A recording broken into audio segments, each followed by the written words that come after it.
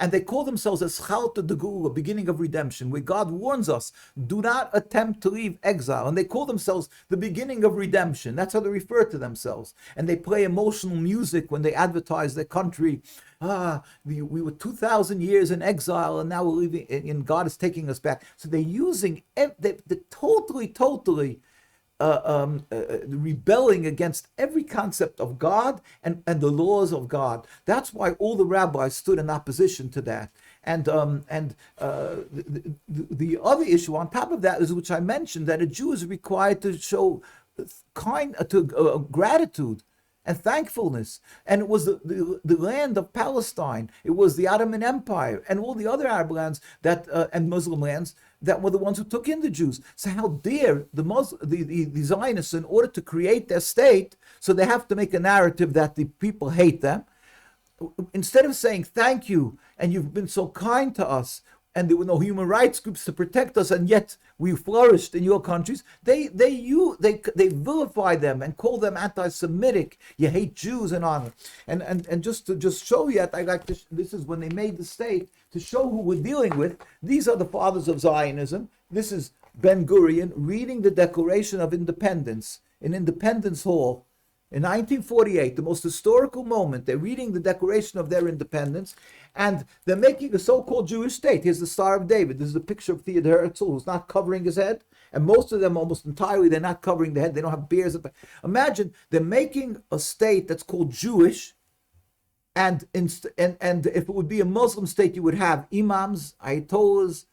Yeah, if it would be a Christian state, you would have priests, because it's a Christian state. They're making a Jewish state. They don't have rabbis. They don't have religious people here. How could you call this a Jewish state? It's insulting the world. It's an insult to the world when that insult to their intelligence. Yet it's the works of Satan, and this is how they made the state. And the Jewish communities, from day one, they were not fooled by that. The rabbis spoke up. They said, this is evil. And the chief rabbi of Palestine. Now the Zionists made a state, so they made the star. They used the Star of David. Not only the Star of David, but they also made a rabbinate, just like the Reform. They made a rabbinate. Until today, they have two chief rabbis for the Sephardic community and the Ashkenaz community. And they traipse around the world, and everything they do, you're not allowed to cut down olive trees. It's fruit trees. They explain everything. You're allowed to do that. You're allowed to kill. You're allowed to steal. He comes, Nathaniel puts on a yarmulke sometimes, and he says, "Oh, they're like Amalek in the Bible," and everything they do is in so rooted, and so is one rebellion, one big colossal rebellion against God, and the ultimate misinterpretation and misconstruing and the Torah to a vulgar degree. And like I always carry around with me the chief rabbi who was of the real Jewish community that was living there for hundreds of years, a God-fearing community. As I said, they blow the shofar. People today can remember how they blew the shofar and every Friday afternoon, and all the stores would close. Nobody dared to have an open store on the Sabbath. 2 hours before the Sabbath around, they would close every store. And so the chief rabbi of Palestine at the time, in 1947, before they made the state, he said to the United Nations, "We furthermore wish to express our definite opposition to a Jewish state in any part of Palestine."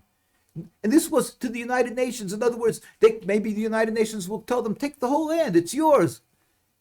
They said, "We don't want this. We don't want a Jewish state in any part of Palestine." And this was the chief rabbis of the Sephardic communities, as I brought up, Arresala and all these others. Here you have the picture of Ben Sion Chazan of blessed memory. He went out in 1948 with a white flag to the Jordanians to take the Jews of the old city of Jerusalem. He went out and he said, "Here's my we are standing under your leadership." And the Zionists said to the community, "You must come with us and fight with the Arabs." What did they do? He went out to the flag, ignored them. What did they do? They killed our rabbis. They shot. He had a bullet till he died. He had a bullet in his foot, in his leg. Just one of the many, of course. And when he passed on, we had, you can see that from then on, the Jews in Palestine never gave up. He passed on. You see the tens of thousands of Jews taking up another a chief rabbi. comunidade do movimento dentro de Israel, essas imagens. Yeah, he's asking if this is the images of the early Jewish reactions in the state of Israel, the early Jewish community. Of course, Sim. before São the start, contrários, né? before the state started, not only from before the state started, and they were demonstrating as soon as Zionism came, because before the Arabs knew who the Zionists were.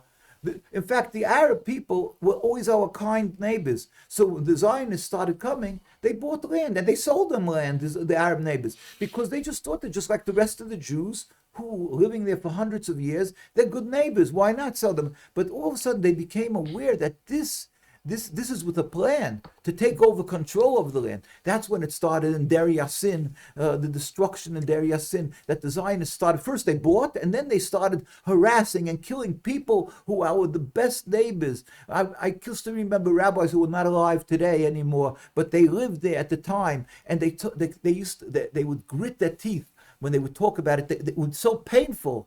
When they talked about what happened in Der Yassin and the other communities, they said our beautiful neighbors, and they were so kind to us. How dare the Zionists, the Jews lived together in total peace. They babysat each other's children. Just the other day, I'm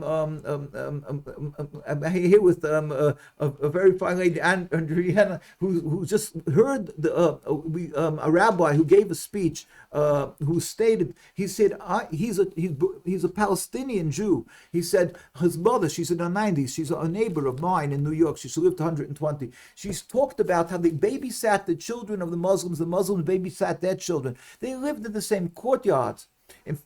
When the Zionists took over, then they refused to, the Zionists till today, they tried to take over the communities and give funding to the Jewish community. So when right after the occupation started, the Jews were starving. They didn't have any income. They didn't have it. So when the Zionists came and they offered to pay them, and they refused to take a penny, the Jewish community. Until today, we have organizations around the world, because we don't, the ones who do not take money from the state of Israel, because they pay for education, they pay for socialized medicine. Our communities, the chief rabbi of Palestine, who was after him, his name was Rabbi Teitelbaum, set up a fund called Keren Hatzolah, the fund to save, where we around the world, we collect money and give money to the Jewish people who are living under the occupation, who refuse to take any funding from the state of Israel. And at that time, people were dying from hunger, literally dying from hunger, and they refused to take a piece of bread from the Zionists. One rabbi told me, again, he's not alive already, he's Rabbi Cohen, Rabbi Yitzchak David Cohen, of blessed memory. He lived in London. He also picked up and took his whole family of many children and moved away. He didn't want to be under the occupation. He told me that they came and they offered, and his brother Moshe Yisrael moved to New York. They both are not alive today. They said they were at the time in living in the old city in 1948. And they came, and after they were under the rule of the Jordanians, that treated them, they took care of, they brought them milk for the children. A child disappeared, they looked all over for him. They took care of them beautifully. After the war, they went and they transported them over to the side of Israel. The rabbi said, we were like sheep. We didn't know. They took us, they put us the other side.